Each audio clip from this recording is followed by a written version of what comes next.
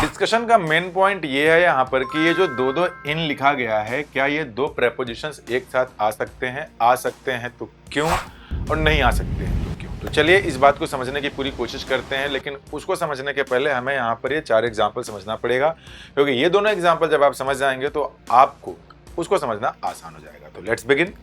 Look at example number 1। यहाँ पे दिया है कि I have a house to live, और दूसरा एग्जाम्पल दिया है I have an apple to eat with. आप ये देखेंगे कि इस सेंटेंस में इस इन्फिनेटिव के बाद देयर इज नो प्रेपोजिशन, जबकि इस वाले सेंटेंस में इस इन्फिनेटिव के बाद we have got a preposition. तो क्यों प्रेपोजिशन यहाँ लगाया गया, वहाँ क्यों नहीं लगाया गया, क्या सही है, क्या ये गलत है, आइए इस बात को समझते हैं। तो इस बात को समझाने के लिए मैंने ऐसे ही एक एग्जाम्पल लिख लिया। जैसा कि हम सभी को पता है कि लिव एक इंट्रांजिटिव वर्ब होता है।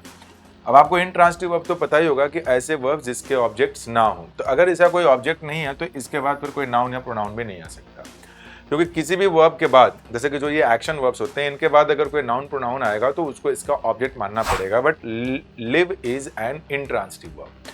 अगर ये इंट्रांजिटिव वर्ब है तो ऑब्जेक्ट हो नहीं सकता। जब वो ऑब्जेक्ट हो नहीं सकता तो उसको इसके बगल में लिख नहीं सकते। जब लिख नहीं सकते लेकिन उसकी एंट्री हमको उसमें देनी है, तो ऑब्जेक्ट या तो किसी वर्ब्स के होते हैं जो कि ट्रांजिटिव वर्ब कहा जाएगा, या तो किसी प्रेपोजिशन के होंगे।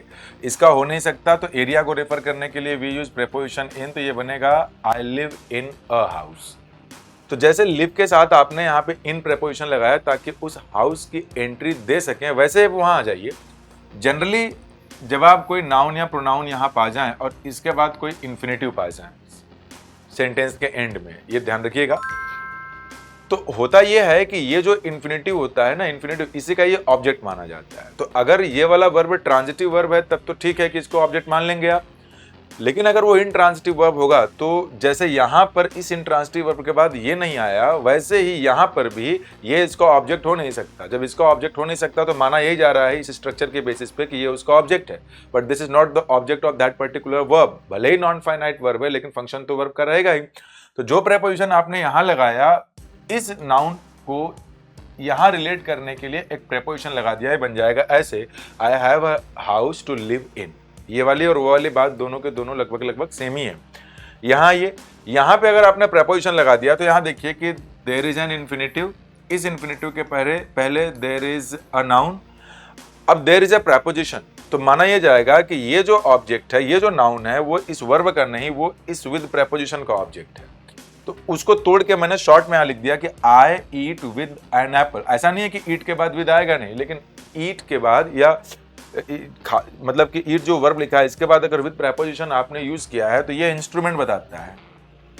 ये जो इट प्रेपोजिशन विद प्रेपोजिशन आपने यूज किया है, ये इंस्ट्रूमेंट बताता है। तो इंस्ट्रूमेंट को बताने के लिए हमने लगा दिया ये वर्ड कि कौन सा इंस्ट्रूमेंट है। तो हमें पता है कि जो एप्पल है वो इंस्ट्रूमेंट होता नहीं है। अगर स्पून वगैरह लिखा रहा होता तो वो सही हो जाता, लेकिन यहाँ पे क्या लिखा है कि आई ईट विद एन एप्पल। इसका ये मतलब है खाता कुछ और हूँ, लेकिन जिस चीज़ से मैं खाता हूँ, जो इंस्ट्रूमेंट है हमारा, वो है। तो यहाँ पे ये विद का यूज़ गलत हो गया। तो इतना मैं उम्मीद करता हूँ यहाँ पे क्यों लगाया गया और यहाँ पर ये गलत है तो फिर यहाँ पे ये भी गलत है, वो क्यों गलत हो गया, ये दोनों बातें मैं आपको समझा पाया। अब आते हैं उस एग्जाम्पल पे। उस एग्जाम्पल में अगर आप ध्यान से देखिए तो यहाँ पे जो दैट यूज किया गया है, this is a relative pronoun.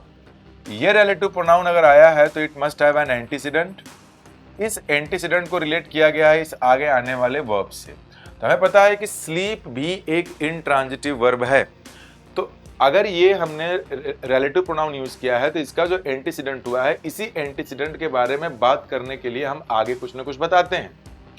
तो जो आगे वर्ब आता है उस वाले वर्ब के लिए ये एंटीसीडेंट या तो सब्जेक्ट होता है या तो ऑब्जेक्ट होता है जनरली। अब यहाँ पे इसका सब्जेक्ट तो आ चुका है, तो वो इसका सब्जेक्ट तो हो नहीं सकता, तो अब तो हमें उसका ऑब्जेक्ट ही बनाना पड़ेगा, क्योंकि ये तो एक वर्ब आया है, एक्शन वर्ब है, स्टेटिव वर्ब तो है नहीं वो। तो अब यहाँ की अगर बात किया जाए तो ये एक इंट्रांजिटिव वर्ब है। तो जब ये इंट्रांजिटिव वर्ब है तो इसका ऑब्जेक्ट हो नहीं सकता। तो जाहिर सी बात है कि अब उसकी एंट्री, उसको इससे रिलेट करने के लिए हमें एक प्रेपोजिशन लगाना पड़ेगा। एरिया की प्रेपोजिशन इन होती है। तो ये ऐसे बनेगा, ये इन का ऑब्जेक्ट बनेगा कि I use to sleep in the room. तो इस इन का ऑब्जेक्ट वो बन गया। अब ये इन क्या है, आई यूज टू स्लीप व्हेन। तो ये इन वो रूम से मिलकर के वेयर का आंसर दे रहा है।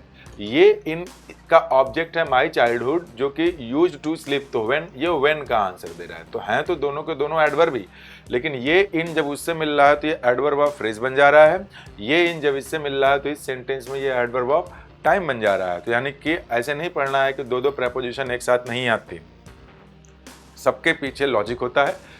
पा जाए लॉजिक तो अच्छी बात है, नहीं अगर समझ में आ रहा है तो एक अलग केस है। तो कहने का मतलब यह है कि दोनों इन यहाँ पे बिल्कुल सही है, दो दो प्रेपोजिशन एक साथ आ सकते हैं, बिल्कुल आ सकते हैं, लेकिन उनकी क्या रिक्वायरमेंट है इसको भी आपको ध्यान में रखना पड़ेगा। अगर वो ग्रामेटिकली एंड लॉजिकली दोनों तरीके से सही है तो फिर वो सही है। कोई भी सेंटेंस को सेंटेंस होने के लिए उसको ग्रामेटिकली एंड लॉजिकली, मतलब ग्रामर तो सही होना चाहिए लेकिन प्रैक्टिकली लॉजिकली भी सही होना चाहिए। अगर ये दोनों हो जा रहा है तो फिर वो सही है, दोनों में से एक भी मिसिंग है तो फिर वो गलत है। स्पोकन का तो एक अलग केस है, लेकिन रिटन में अगर आप किसी गवर्नमेंट एग्जाम की तैयारी कर रहे हैं तो गवर्नमेंट एग्जाम्स में इन बारीकियों को बड़े ध्यान से देखा जाता है। तो उम्मीद करता हूँ कि आपको ये कॉन्सेप्ट समझ में आया होगा। Thank you.